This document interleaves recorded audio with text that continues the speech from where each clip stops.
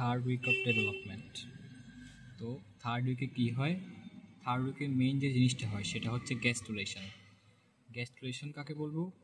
গ্যাস্টুলেশন হচ্ছে the process that establish all three germ layer. তার মানে তিনটা জার্ম লেয়ার আছে, সেটা হচ্ছে অ্যাক্টোডার্ম, মেসোডার্ম, এন্ডোডার্ম। তো এই তিনটা জার্ম লেয়ার এস্টাবলিশ হওয়ার যে প্রসেসটা এটাকে বলা হচ্ছে গ্যাস্টুলেশন। তাহলে গ্যাস্টুলেশন begins with formation of primitive stick. Primitive stick formation থেকে হচ্ছে গ্যাস্টুলেশন প্রসেসটা শুরু হয়। প্রিমিটিভ স্টিক কি? এইটা হচ্ছে প্রিমিটিভ স্টিক। প্রিমিটিভ স্টিকটা হচ্ছে একটা গ্রুপ, যেটা হচ্ছে এই এপিব্লাস্টের যে সারফেস আছে, এই সারফেসের মধ্যে তৈরি হয়। এপিব্লাস্টের যে সারফেস, এইটা হচ্ছে এপিব্লাস্টের সারফেসটা, এখানে হচ্ছে প্রিমিটিভ স্টিক এটা তৈরি হয়েছে। তাহলে এটা শুরু হয় কই থেকে? শুরু হয় হচ্ছে গ্যাস্টুলেশন begins with formation of primitive stick. তারপর এর যে সেফালিক এন্ড আছে, এই সেফালিক এন্ডে হচ্ছে প্রিমিটিভ নোড তৈরি হয়।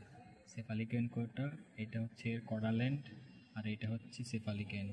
সেফালিক এন্ডের দিকে হচ্ছে প্রিমিটিভ নোড তৈরি হবে, এই যে প্রিমিটিভ নোড। তারপর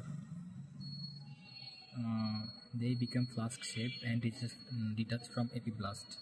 তাহলে এই যে কিছু সেল আছে, যে এপিব্লাস্ট সেলগুলো হচ্ছে এখান থেকে ডিটাচ হয়ে যাবে। এই যে এপিব্লাস্ট সেল এখান থেকে ডিটাচ হয়ে যাবে এবং যাবে হচ্ছে কোন দিকে? হাইপোব্লাস্টের দিকে, এবং ফ্লাস্ক শেক হয়ে যাবে এবং সেগুলো কী করবে?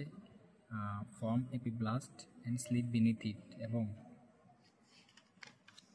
এই যে এপিব্লাস্টের সেলগুলো, এগুলো হচ্ছে এখান থেকে সরে গিয়ে অন্যান্য দিকে ক্রেনিয়াল ডিরেকশানে থাকবে।